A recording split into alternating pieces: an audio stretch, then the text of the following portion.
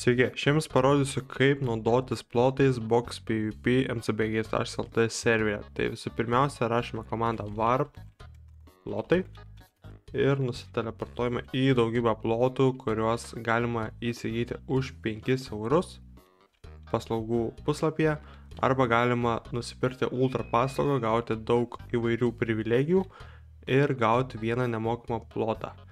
Tai nusiteleportuojam warp plotai ir išsirinkame laisvą plotą ir laisvas plotas yra pažymėtas stone slabais, užimtas plotas yra pažymėtas signų ir sandstone slabais.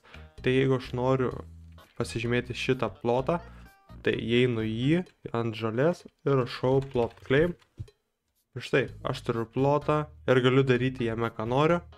Galiu pridėti draugų su komanda plot add, galiu išmesti draugų su komanda plot remove, galiu nusiteleportuoti į kito žaidėjo plotą, pavyzdžiui, plot paranėlis, tai atsiteleportavom ir galiu taip pat plot p ir rašyti savo niką ir esu savo plote.